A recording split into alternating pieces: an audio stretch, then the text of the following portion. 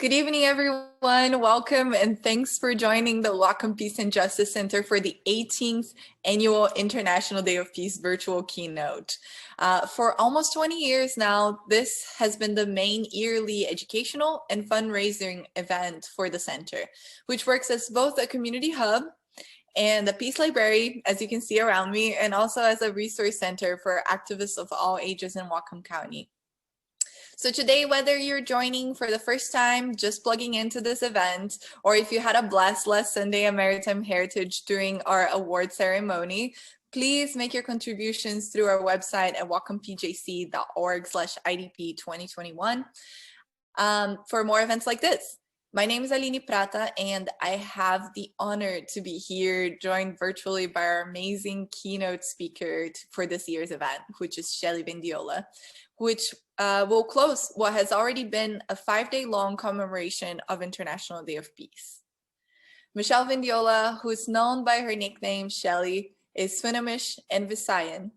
For over 30 years, Shelly has served as an educator, facilitator, activist, and mediator all across Turtle Island. Shelly co-founded the Community Engagement and Peacemaking Project and provides facilitation and community engagement services in strategic planning, dispute resolution, and peacemaking circles throughout the country. And a quick curiosity is that Shelly and I are part of the same community land trust, and her brother, Michael Vendiola, is also buddies with Aaron Dixon, who was actually last year's keynote speaker along with Walida and Marisha. So it all comes full circle, right? Shelly, I've been witnessing and admiring your work for a really long while. So it's really, truly a pleasure to introduce you as the keynote for this year event. And thanks again for being so flexible as we adjust this event to, the ever-changing conditions of this tragic pandemic. And before we start this keynote, I think it's key to recognize that the Whatcom Peace Justice Center is based on the unceded territory of the Coast Salish, Lummi, Nactamish, and Nooksack people. This year in particular, as we remember the roots of the center, which was created 20 years ago as a response to the war in Afghanistan and Iraq, I want us to honor that imperialism and colonialism are systemic, they are ongoing, and they're ever present, and they depend on each other. So that violence that has impacted millions of people across the globe, especially in Afghanistan, Iraq, Palestine, the Swana region, as well as Asia, Africa, and Latin America, they are both rooted in the same violence and continuously impacting Indigenous people in Turtle Island disproportionately in what is considered the longest ongoing war that this country has ever waged. One that we often dismiss, which is the war against Indigenous people's lives, their children, their wisdom, their women, and livelihoods. So with all of that in mind, I want us to also remember that the answer to systemic change depends so much in our ability to act, reflect, and above all, link arms in solidarity with our Indigenous brothers and sisters across the globe, to whom we owe a lifetime of struggle rooted in the principles of peace and social justice for collective liberation. That obviously brings me to the theme of this year's event, Rad and Real, turning imagination into action. This year is all about connecting the dots between our radical imagination and our capacity to change the world with the actions, commitment, and relationships that can make that possible. In our website, please plug in and take a look at our list of endorsed actions on how to make Whatcom County and the world a more peaceful and just place. Please, let's act together and reflect on how we can sustain our activism. Together, we're absolutely stronger. And without further ado, I'm just gonna invite Shelly for her keynote remarks, and then we're gonna do a quick Q&A and close with a thank you to our sponsors. Shelly, it's you. Thank you. I'm gonna just introduce myself in our language, which is a part of our protocol.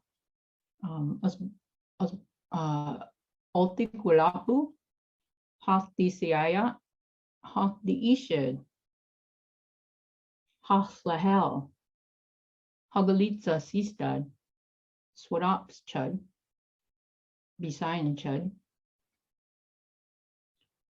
So as Aline so kindly introduced me, my ancestral name is Hagalitsa. Good afternoon, my friends and relatives. It's really wonderful to be here.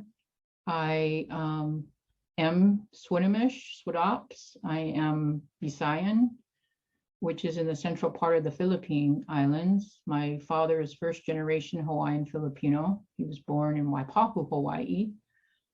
And I must say that it's such an honor and a privilege. I want to just thank Aline for your invitation and those who have organized this conference.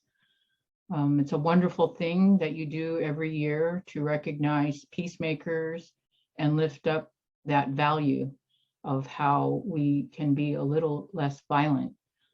And in our Lushootseed language, which I introduced myself in, there are very few words about violence and war and conflict. But there are many words about lifting together, pulling together, many words about collaboration, about cooperation. And I'm going to talk about a couple of those words today. I decided in preparation for this keynote that I would wear some of the things that come from our understanding as Indigenous people, from our worldview.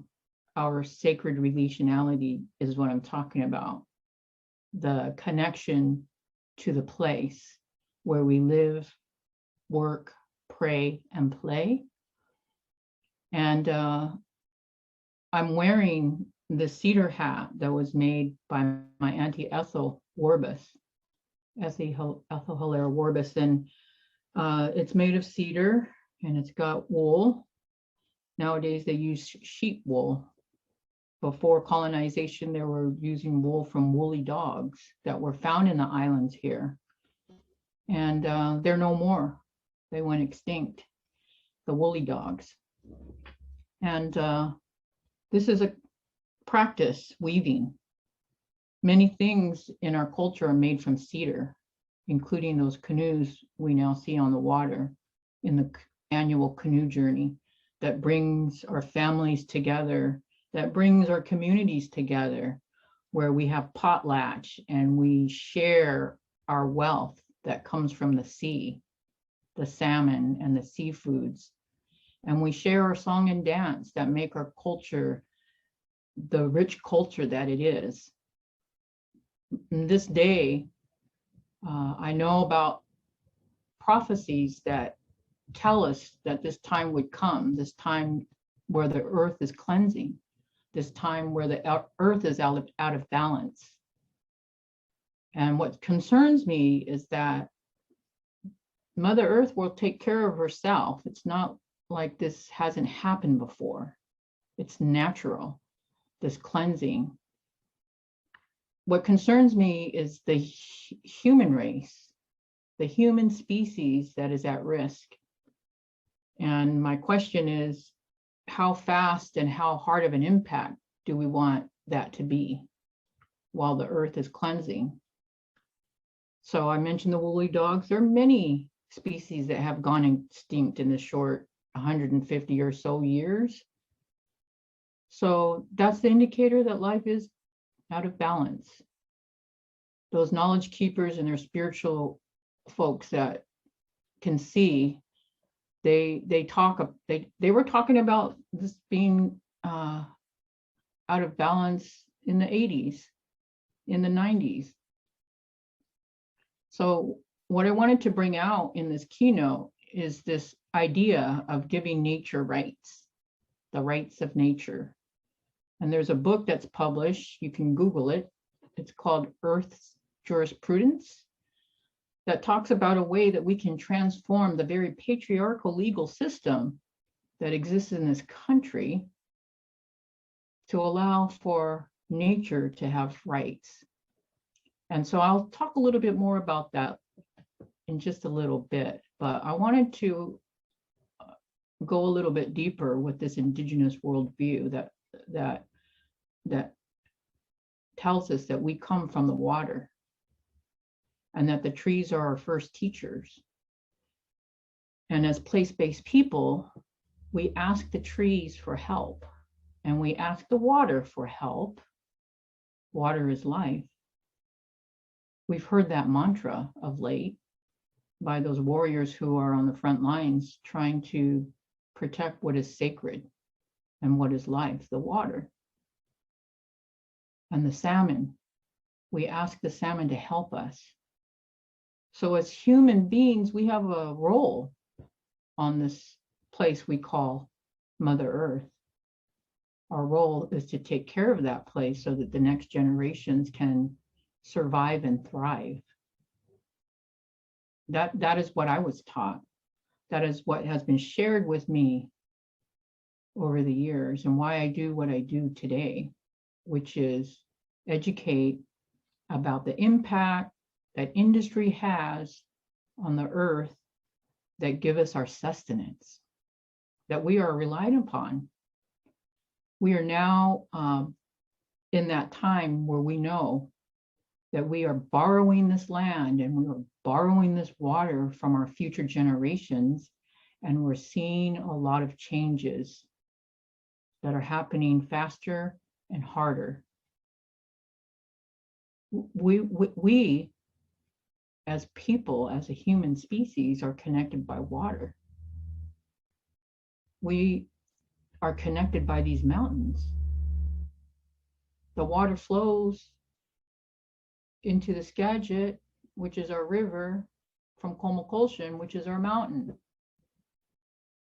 We have a saying here in our communities, in the Coast Salish communities, when the tide is out, the tide is set.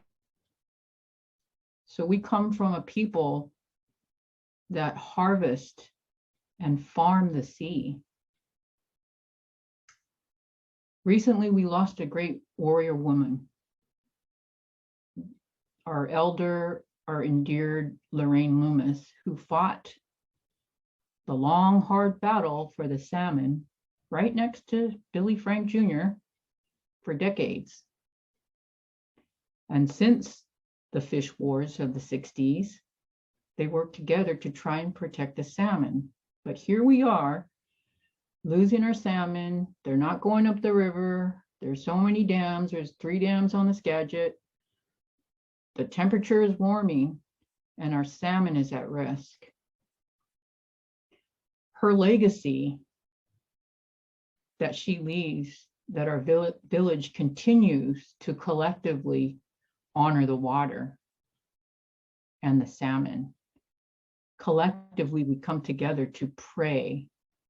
And there's a procession from where we spread the table annually for the salmon homecoming ceremony. We spread the table and we invite a lot of people from different places and a lot of dignitaries that can make really important decisions on our water and on our air to the table. And we pray and we make offerings and we have a procession back from the dining hall to the river.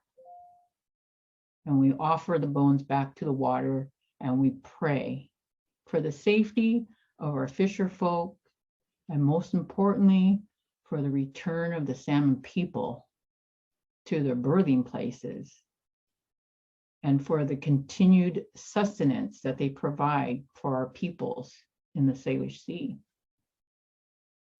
So this cultural practice, though, has changed. It has to be different during this COVID pandemic, during this time where we're seeing people having to change behavior to be safe. So we continue this practice in a different way. The ceremony is important, the honoring is important, but we practice it in a safe way so as not to make others sick, while we try and practice who we are as a people. That means we can't gather in the numbers that we gathered before. So we're doing things a little differently, but the ceremony continues. So as we continue to adapt, we stay connected to the sacred that remains strong because of the ceremonies. It was a really important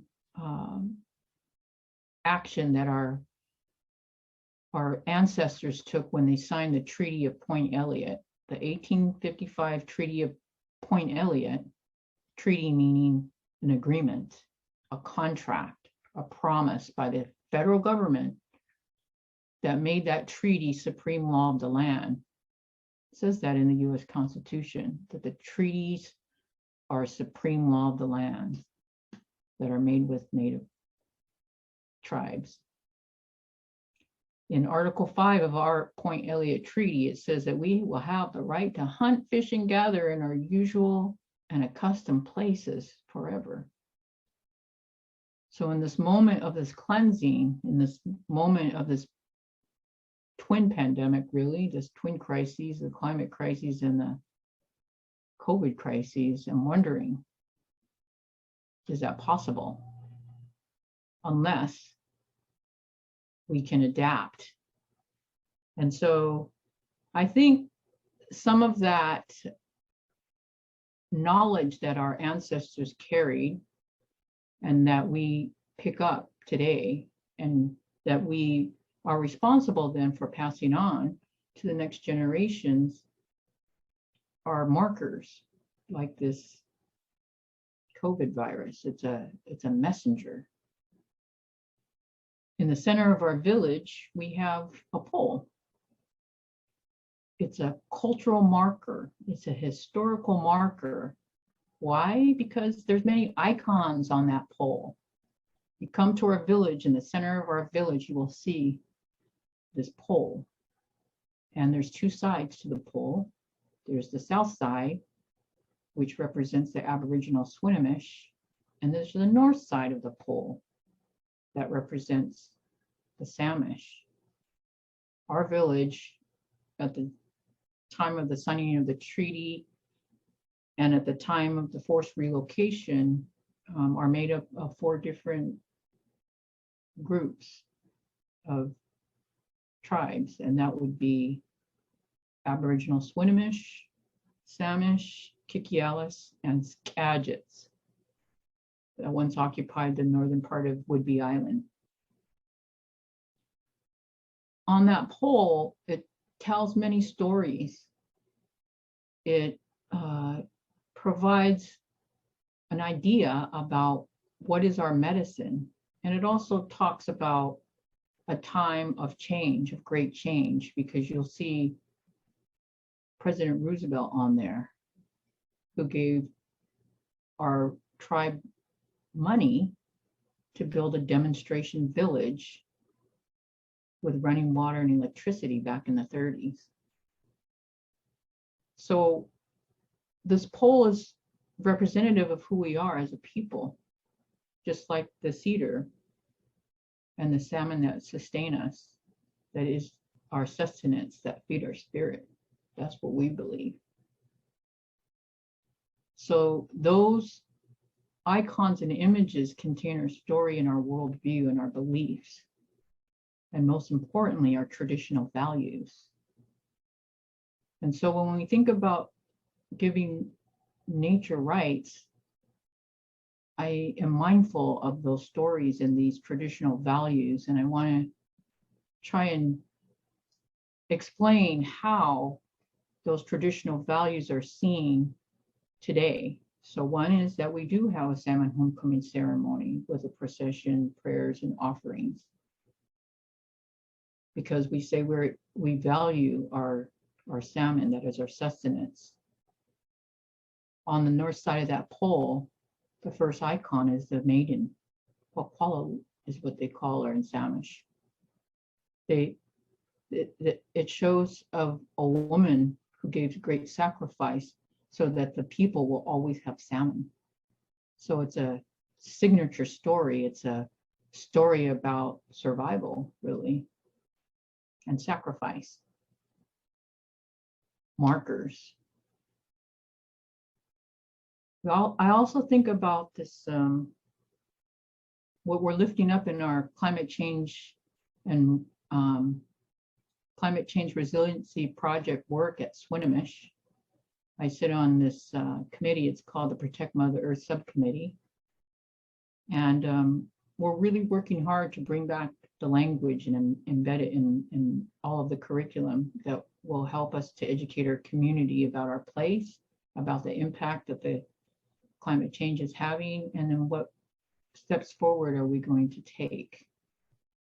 And that knowing we have a huge issue in front of us that is well beyond our tribe's ability.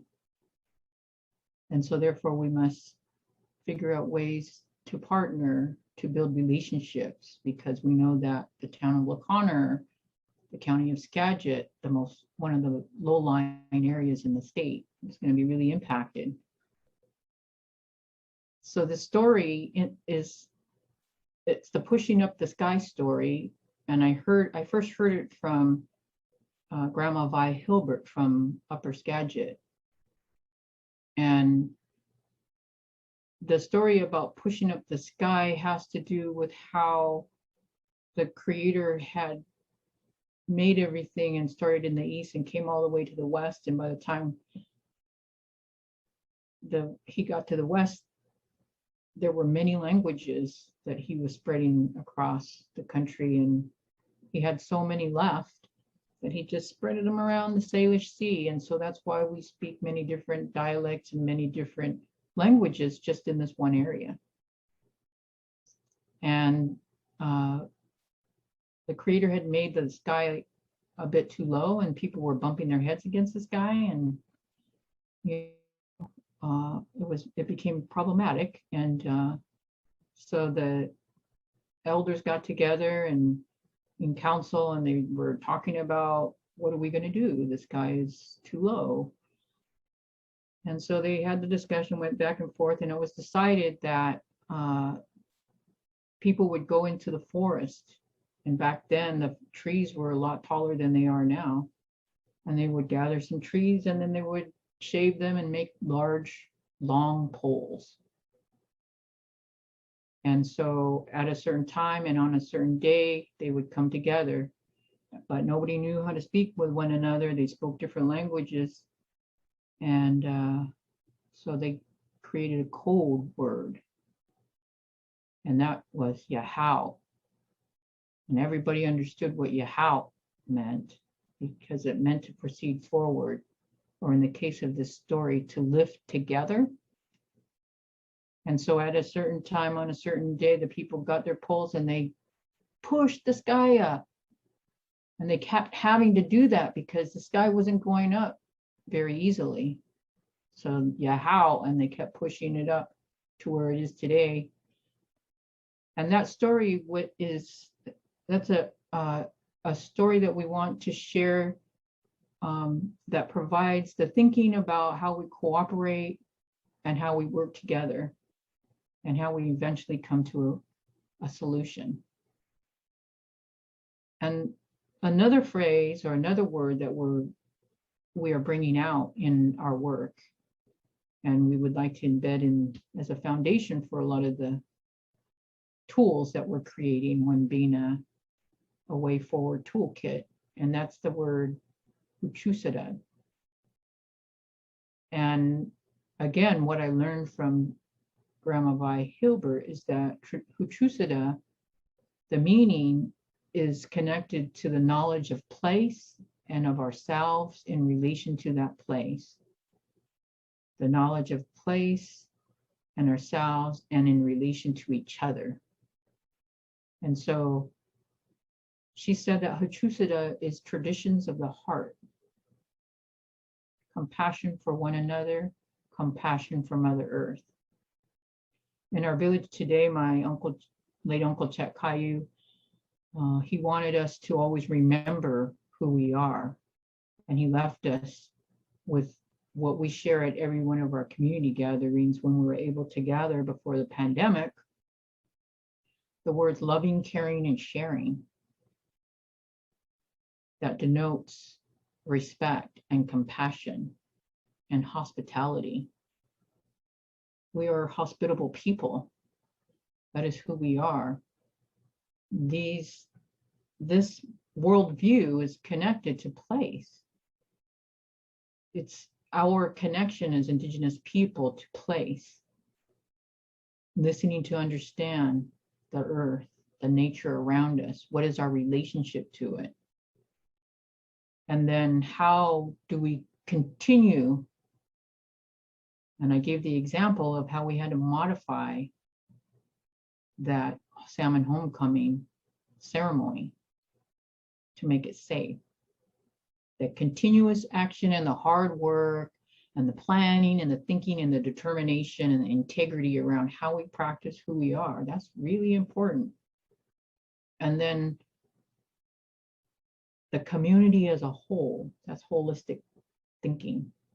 Indigenous people come from that place of being selfless because we are a tribe, hence family, hence not individual. That's a whole westernized worldview. We think of family, community, the earth, holistic worldview. The impact of what we do today, 7 generations from now, holistic worldview. The welfare for the community over oneself, that's what I'm talking about. We're seeing with this pandemic, we're seeing a lot of the essential workers be the heroes, the firefighters, the healthcare workers, the people on the front line trying to protect what is sacred, the water, for example. Indigenous people are demonstrating resilience. They're taking action and carrying forward their responsibility to protect the water, to protect the air. And that brings me to this, one of the tools I think that we should know about and perhaps pick up in some way is that idea of giving nature rights. Because why? Because it's a legal strategy that many of our tribes and many countries are doing now, giving rights to nature so that they can protect their water and the land and their first foods like the salmon to us. The idea that the laws of a nation are an expression of the nation's values. Lushootseed. Yeah, how? I love that. The idea that the laws of a nation are an expression of the nation's values. That's powerful. That's just right up there with the wind and the water and the lightning. It's not this military industrial complex system that's the power. See, nature. In this work, there are many Indigenous people that are already giving nature rights. The Yurok tribe on the Klamath River, the rights of the tribe's values are embedded in their tribal law now. So it shifts the conversation and it shifts it so that the value system becomes the environmental right, the right to clean water, to clean and healthy food, because they're salmon people too, just like we are salmon people. So protection for the sake of the environment, of the earth, that's what it is. White Earth Band of Ojibwe, and what's known as the 1855 Treaty Authority established legal personhood for wild rice. So their wild rice is like our salmon. That's what they did. In Ohio, just as a state, they passed a law granting Lake Erie personhood rights. it's happening in Colombia, Ecuador, India. And so I think it's something to pay attention to. The new way to fight the climate crises is to give personhood rights or rights to nature. And then there's this whole, on top of that, I've seen a lot of indigenous people rise up, and here the land back movement, the movement to repatriate the land and have women steward the land as life givers, as reflection of the earth herself, the land back movement, to acquire land.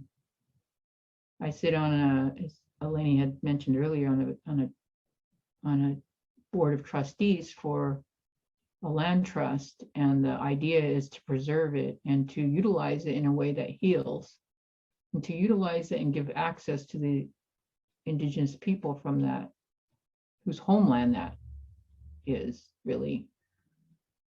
Just because we have a reservation, we signed a treaty and that put us on these reservations, our usual and accustomed places where we hunt, fish, and gather are much broader and wider and larger geographically than just our reservation borders. Our reservation, it sits on a part of Skagit County. Our usual and accustomed places to hunt, fish, and gather span 4 counties, for example. So I feel like this is a moment in time where Indigenous women's leadership is rising, and it must be supported now more than ever. They are the life givers, they are healers, they're warriors who can lift that concept of Lushootseed, traditions of the heart,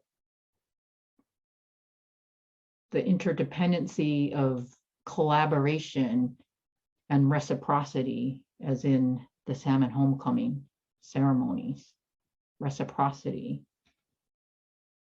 giving thanks, honoring, remembering these teachings. And then there's the women and the children and the activists out at Line 3 on the Mississippi. I pray for the Indigenous grandmothers and the aunties and the allies who are out there trying to defend the Mississippi, trying to protect the water so they can have clean drinking water. And what I'm witnessing is a lot of brutality, arrests, abuse, criminalization for praying. So we really need to think about, what is it going to take to access clean, drinkable water? Who has the right to clean, drinkable water? Because there are many, many communities beyond Indigenous communities or tribal communities at risk. That river's pretty big. So, as I was saying earlier, we are connected by the water. Just as Line 3 is a spiritual war to protect the sacred, it is also a continuation of what we witnessed at Standing Rock with the Dakota Access Pipeline, where people were coming from everywhere around the globe to stand in solidarity for the welfare of all, the whole, holistic, all, everybody, not just one tribe, not just a few tribes, humanity, and for generations to come. Right here, we live south of the Trans Mountain Pipeline, coming across Canada, down to Burrard Inlet. A lot of Indigenous villages along the way there. And, you know, the other pipelines, there's out the Basque-tar sands that are feeding these pipelines. There's oil fracking going on everywhere. And typically near and around such industrial complex situations where you have massive industry that is extracting fossil fuel out of the ground, you have what's known as man camps.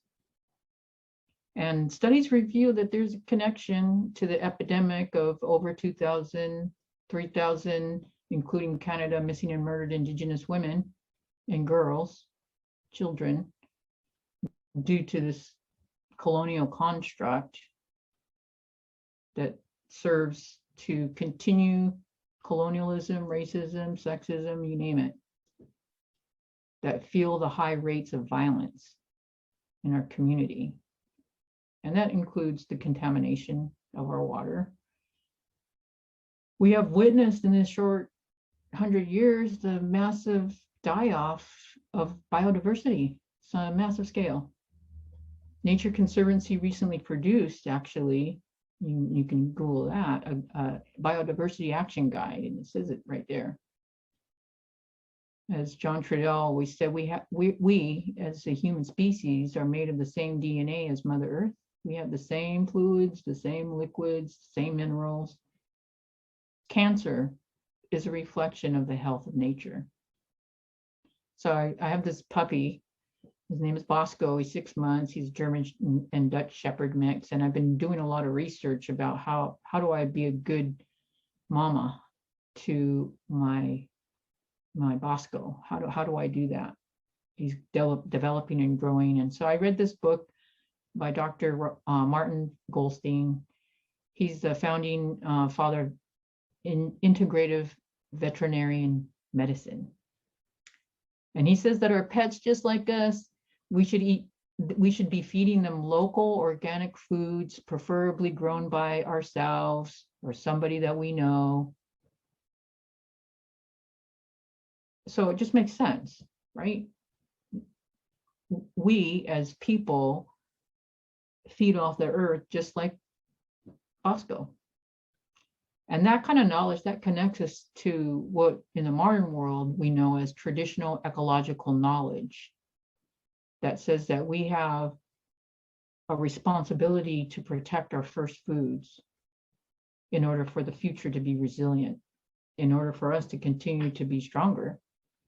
And so one of the things that I see that needs to happen with all this impact is a truth and reconciliation process needs to happen in this country, similar to what happened in Canada, because there was a lot of hurt. There was a lot of children that were taken from their homes and placed into boarding schools following the signing of the treaty. And so those acts, those are somewhat genocidal, brutal, and our people are still healing from that trauma, that historical trauma. And so I'm inspired when we can put on events and educate others and stand together, because we are together in this. We are of the earth, all of us as human beings.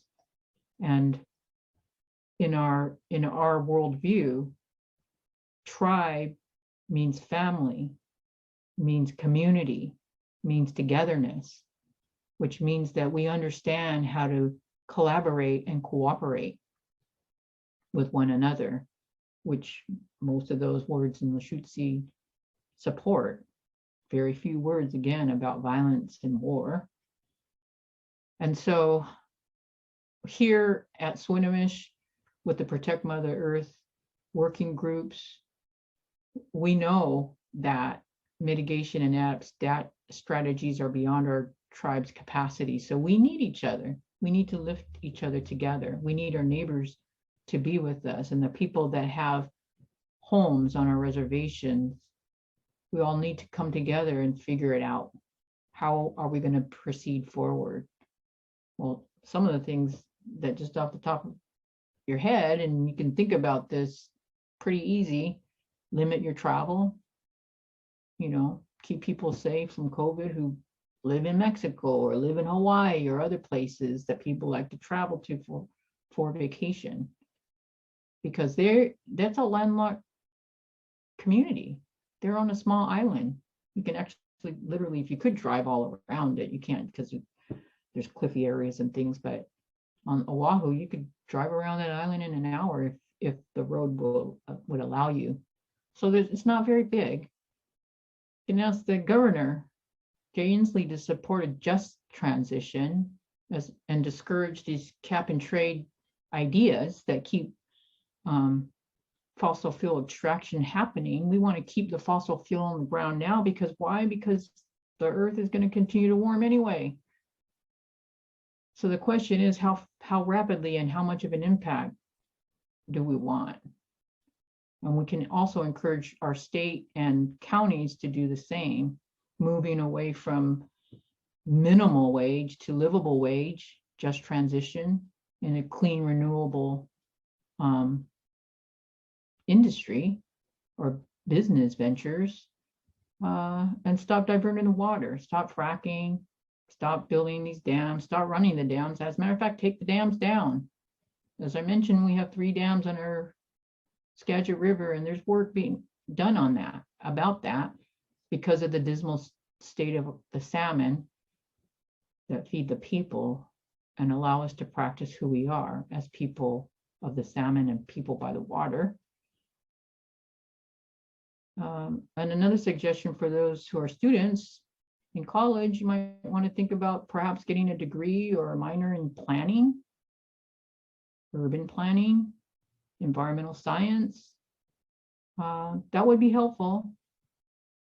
Hemp farms, I understand hemp is like a natural, mitigates toxins out of the earth. So things like that, grow things that are helpful, and practice Lushootseed, traditions of the heart. What does it mean to be a good ancestor? One that is helpful, loving, caring, and sharing. So I always say, be grateful every day, pray every day, pray for peace and work towards healing. 2 more things to think about as tools. You might want to Google principles of environmental justice and principles of working together. I got to work on that document. That was a lot of fun, bringing 400 activists and people of color and academics and educators together in one room to talk about what are the principles of working together. There's a lot of information there. Why reinvent the wheel, I always say, but you can actually take from that and build something new and creative, because really that's what we need, and really that's how nature is, right? It's always renewing, hence this cleanse. So I say work for good and not for evil. Support organizations like this Peace and Justice Center. Join us, on one of our Protect Mother Earth working groups at Swinomish. Work with other Indigenous group working for peace and justice, clean air, clean water, and the like. And yeah, so I'm really, really honored to have been able to share with you. And I'm going to close just by saying, or this piece of it anyway, by saying Asbutbutlachi, Bitabutlached. I raise my hands to all of you for the work that you do, for being present and supporting this work just by your presence. Whatcom. Wow. Just wow. Thank you, Shelly, so much for your presence and for all of these wonderful lessons. Obrigada from deep down in my heart. You just embody so much of what we have to learn, from Constellish people, our neighbors, our women, to spirited folks, and to be able to create this organized resistance and activism that is sustainable. I am just beyond grateful to be learning with you today. And now as we move towards this Q&A portion of our keynote, I apologize because we weren't able to have people live on the Zoom call with us today. So I'm hoping to bring some of the voices in the community to this conversation and ask you a couple questions before we let you go. But this first question is a little bit long, so I'm just gonna I was just reflecting a lot on this concept of Lushootseed and Yahoo, and I love that you brought those 2 up. This year's event is Rad and Real, turning imagination into action, like I said before. And we really are borrowing the concept of radical imagination from the Afrofuturist like Walida and Marisha, who were our keynote speakers for last year. And we're trying to really bridge our ability to radically imagine a world without wars, oppression, and violence with the actions, the follow through, the relationship and the connections and the skills that will make it possible for us to do that. And of course, the reflection piece, right? Because that's really important. Paulo Freire also said that we shouldn't take action and reflection separately. They should always be done together, never independently. But I feel like people have this fear of the word radical because they really don't understand what it means. And a few people know that radical really comes from roots. Actually, Talia London reminded me of that during one of our planning sessions for IDP, for International Day of Peace.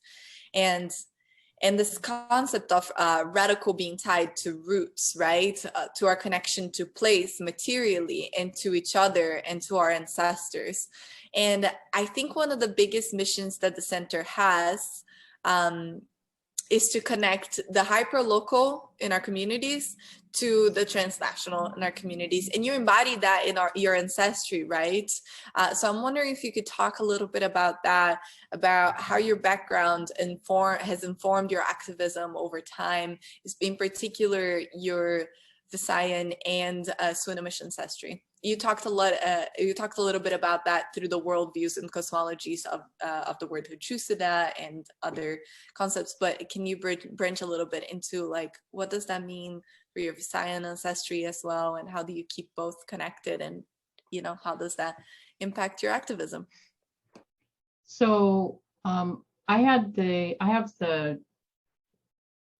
honor and privilege of having many sisters and aunties who actually were born and raised in the Philippines, who share song and dance and culture with our family, who teach us about the Filipino way. And I must say that when I do research about Indigenous people and Indigenous Filipinos, I see that there's a lot of similarities, not just with the water and the air that we breathe, but also to the land and the way that our worldview and our connection to place. And we have come from a culture of weavers. In the Philippines, they're also weavers, for example, and they just weave different materials because of what is indigenous, what trees and plants are indigenous to that place. And how I came to understand who I was in 6th grade. My parents moved us back. We were living in Seattle. I was born and raised in Seattle, and then in 6th grade we moved back here to Swinomish. And at that time, my mother was teaching the cultural program in the summer, and while I was going to school at a very fishing, and it was commercial fishing, non-native institute, and in Anacortes. And I didn't understand what racism and prejudice was until I went to that school, because when I was in the city, I had many of our relatives, Filipino, all colors of the rainbow. I only knew people of color as a kid because of the neighborhood I was raised in, Rainier Beach area. And so I didn't really understand that until I moved up here. And at that time, it was in the early 70s, right when the fishing wars were going on, and when the Bolt decision came out that said that in spite of the treaties, the Native people have the right to fish 50% of the catch, even though we do have Article 5 that says we have the right to hunt, fish, and gather. There's a lot of incongruencies and there's a lot of broken promises. And in that experience, I realized that,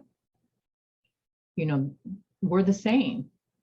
We are the same. We are people who are also surrounded by water as Filipinos, as Hawaiians. Get to go and visit my father's side of the family in Hawaii, and wow, it's it's incredible, but I always feel at home when I go there. I always feel like I do when I'm on the res, except, you know, the weather's nicer and you can swim in the water without having to wear, you know, like a wetsuit, or you can stay in there longer. So, but there was a lot of similarities, but when I went to Hawaii, what I learned is that there's no place like we have a reservation where we can have ceremony. We have places that we can go to, ask permission to get into and have ceremony. And then we have, you know, our own place in our center of our village where we gather the people. But in Hawaii, there's no place like that. There's no indigenous space. And so I began realizing that, you know, we're not the only ones as tribal people impacted. There are indigenous people worldwide that are impacted, and some are impacted even more. And so I had realized that I needed to find my voice, and I did that in middle school. I started, you know, in the summer school, in the summer program, cultural program, you got to do beadwork, and you got to make, you know, things that you would wear on your regalia, and you got to sing and dance and learn some of the language. So I beaded a headband and I wore a feather with it in middle school because I was trying to counter that sort of resistance and that kind of curiosity, that condescension that people that aren't like you had when there's a majority of them. And I realized at an early age that I needed to find a way to defend myself, but yet still be proud of who I was. And that it was okay to highlight that there was only a paragraph or two in a civics book about natives or a history book about natives. And whenever I questioned that, I was penalized. And so you learn pretty quick about right and wrong. So I started writing that out in my English papers, and I have to say that I did get good grades in English because it was like I was journaling, and I was really trying to find a safe place as a younger person, you know, when you have so much pressure. But I was thankful because I graduated and I went on to college, and in college I learned more about people that are different than me because I had the opportunity to go to San Francisco State College, where they had the only school of ethnic studies, where you actually can get a degree in ethnic studies in the entire country. And so I feel like, you know, Creator has provided a pathway for me to see things, learn things in a different way. But most importantly, while I was going to San Francisco State, I was also being mentored as a mediator and peacemaker. And even though I learned that at an early age, that's the strict Filipino part that said you're not going to swear and you're not going to disrespect one another, and those family values that we were raised with, very strict. And that came from both our parents. And it was also very important that they had their children understand that education was important, and that was really embedded in us, as well as who you are. Because I always heard our elders say, never forget who you are. You can go off and go to school and you can go over there, never forget who you are. And so this is my way of sharing that, you know, those teachings and what I was told was important by my elders still today. And so there are also, you know, those communities are on the front line just as much as we are. There's been a lot of losses. There's been dictatorships in the Philippines. There's been even more wretched violence still today. You know, people being disappeared. Same in South America. I mean, wherever those oil companies are, it seems like there's a lot of oppression, racism, and violence. So that's the similarities that I have learned about over time, which is why I guess I find myself always being in a peacemaker mode. I love that. And I really hear that connection with the, you know, the rupture and displacement that connects us all globally in the struggle of making sure that we can exist with our cultures and with dignity and fight for systemic change in a way that brings about change peacefully. And yeah, just learning so much from you right now. Now, I want to talk a little bit about another thing that you brought up in your speech, which is the connection between militarism and environmental justice, right? We know that the military is the largest polluter in the world. And I'm curious how you see the connections of the activism for peace with the struggle for environmental justice, for women's justice, and for two-spirited people and queer people across the world. I know that you must have seen things change over time, and if you could comment to that, to how this vision for peace and the understanding of the fight against, state-sanctioned oppression encompasses intersectionality and has varied across generations. So I know that, there's my generation, there's my mother's generation, there's my grandmother's generation, and in each generation, we have our own way of knowing and being in the world. And what I mean by that is my mother was taught that she should never speak her language. And there was a reason for that. There was a lot of violence and abuse. My grandmother's time, they were being taken and deposited into what's called boarding schools, where the thought was to kill the Indian and save the man. In other words, annihilate your whole identity, cut off your hair, and be somebody else that you're not. And so if you could imagine that trauma, is what I was bringing out earlier, and apply that across the country, even today, what's happening in the Middle East is still happening. So our hurt, we're trying to heal from still. That's why I mentioned reparations, or there needs to be some kind of acknowledgement of that hurt and some kind of agreement, to move forward. Whether it's in Canada, they're calling it truth and reconciliation, centered around the church, because those were the missions, were the places where our grandparents and great grandparents got abused, where they were made to be stripped of their identity. And I see that experience is across the globe when it comes to imperialism and the military industrial complex, who gets to hold the most wealth in terms of property, in terms of technology, in terms of materialism, who has the most. That is so far removed and so opposite our own, as Indigenous people, our own values.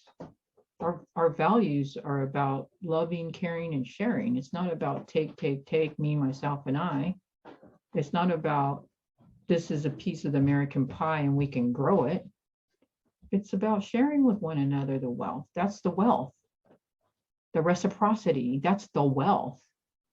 The things from the water that are our sustenance, the things that are in the forest that help us be sheltered and protected, that's our wealth. So it's that price tag that says that all this stuff belongs to a certain small 1% of people that get to do whatever they want because they're transient. They're not place-based. And so it's that whole value system that's turned upside down where we find our place. And so majority of the people that are impacted by that are people of color and women in particular. And so that's where I see, how the strength coming together, like we've seen and witnessed at Standing Rock, that is doable. I mean, veterans, they see the similarities because we share one earth. We all as human species need drinking water. We can last longer without food, but we cannot last very long without water or clean air. If we continue to have these massive forest fires, it affects the air. It affects the ability to breathe. And so that's what I'm talking about, is we have inherent rights as a human species to clean water and clean air. And when that is impacted, that's when I see We need to be coming together, and we need to be praying, and we need to be standing, and we need to be influencing and educating for the sake of influencing those decision makers. Yes, yes to all of that. How can we have peace if we don't have clean water, you know? Well, I am really enjoying our conversations and our conversation today, and I could keep you here forever, but I'm gonna give you the chance to share any closing remarks, thoughts, or words of inspiration that you have for us today. Thank you again for your time, Shelly. Sure. So I just wanted to close it. I do have a song I wanted to share because of the work that you're doing and the fact that you are servicing and supporting and lifting many well beyond even Whatcom, but knowing that we are in a spiritual battle and a cultural war, the question is whose truth will be told. So we have to do things in a different way, like we were talking about earlier, creativity with compassion, in order to come back to that sacred circle, to come back into balance, right? Because again, this COVID virus and its variants are definitely messengers, showing us a lot, especially how to adapt, I think, how to change our behavior maybe for the good of the whole. So I pray for the folks in Afghanistan, the ones that are fleeing, the ones that are looking for aid and seeking asylum and protection. I know that must be really scary in that kind of a situation. And for all those who are experiencing acts of violence and enduring this colonial regime and polluting industry at the expense of their homelands. The song I want to share is this, it's the Warrior Woman song. I'm wearing this t-shirt. It says, heal the people. She's standing with a fist in her air. This song comes from a woman, her name is Martina Pierre from Lillooet. Lillooet is in First Nations, British Columbia. This is a song that came to her in the Sweat Lodge ceremony. And it was for this march that happened where the First Nations women marched from Vancouver to Ottawa. It's about 12 years ago or so. And so I think of our women that are on the front line there in line 3. I think of the missing and murdered Indigenous women and their children and their families. And so I'll go ahead and sing that. Hey, hey, hey, ya-yo, ya-yo, hey, ya-yo, ya-yo, hey, ya-yo. Hey, hey, hey, ya-yo, ya-yo, hey, hey, ya-yo, ya-yo, hey, hey, ya-yo. Hey, hey, hey, ya-yo, ya-yo, hey, hey, ya-yo, ya-yo, hey, hey, ya-yo. Hey, hey, hey, ya-yo, ya-yo, hey, hey, ya-yo, ya-yo, hey, hey, ya-yo. Hey, hey, hey, ya-yo, ya-yo, hey, hey, ya-yo, ya-yo, hey, hey, ya-yo.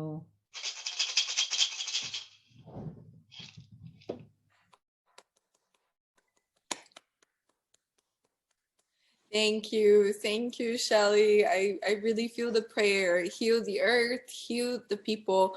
Women Warrior by Shelly Vendiola. Thank you so much. This was wonderful.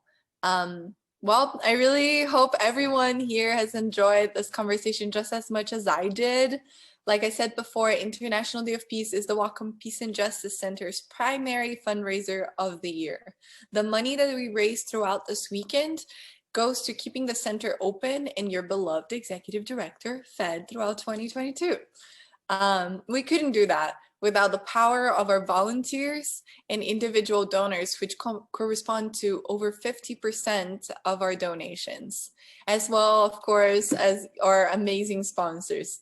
And this year, International Day of Peace list of sponsors include Good Bowls, The Racket and the Shakedown, Black Drop Coffee House, Brandy Wine Kitchen, Camber Coffee, Mountain Bakery Downtown, Boundary Bay, Wink Wink, Community Food Co-op, Rock and Rye Oyster House, A1 Builders, Copy Source, Springtime Farms, Sound Divers, Pepper Sisters, 350 Bellingham, Bellingham Friends Meeting, Amnesty International Group 217 Bellingham, Amnesty International Puget Sound, First Congregational Church, Church of the Assumption, Christ the Servant Lutheran Church, Whatcom Human Rights Task Force, Bellingham and Whatcom Peace Vigil, Bellingham Unitarian Fellowship, Veterans for Peace Chapter 111, Washington Physicians for Social Responsibility, and Washington Against Nuclear Weapons Coalition.